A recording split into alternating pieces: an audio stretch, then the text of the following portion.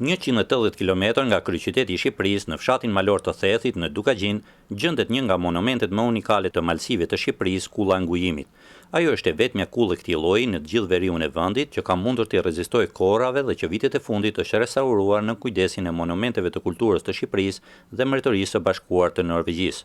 Me historinë goellane dhe arkitekturën e saj të veçantë, Kulla e Ngujimit gjithnjë më shumë po tërheq vëmendjen e turistëve të huaj që vitet e fundit kanë shprehur një interesim të posaçëm për turizmin malor në parkun kombëtar të Thethit. Kulla e Ngujimit ka mbi 350 vjet që është ndërtuar. Është ndërtuar nga të parë tonë.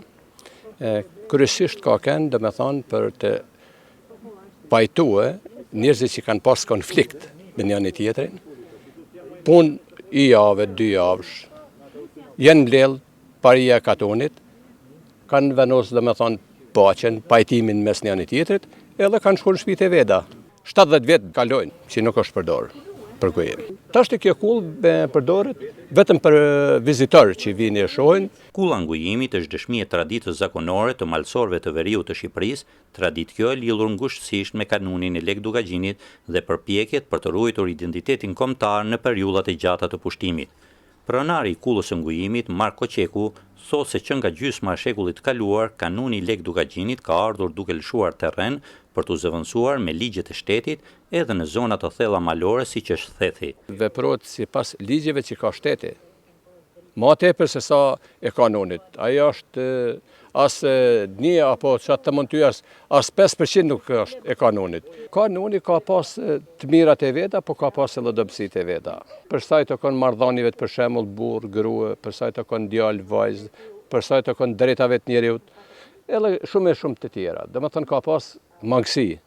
Kurse ligji është ligj, është i shejtë, domethënë do t'i bini çdo njeri. Vitet e fundit një pjesë e madhe e familjeve të fshatit Theth janë larguar drejt zonave fushore të Shqipërisë.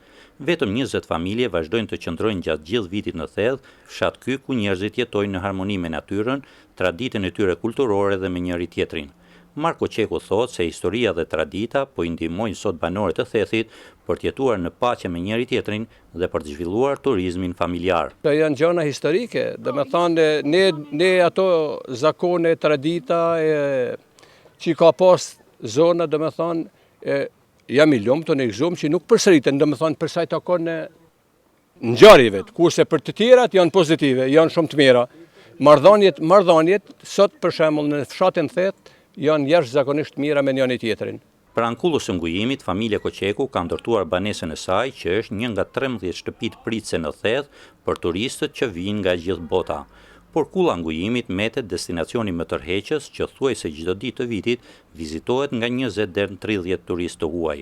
Për zërin e Amerikës, nga Thethi, Pëllumsulo.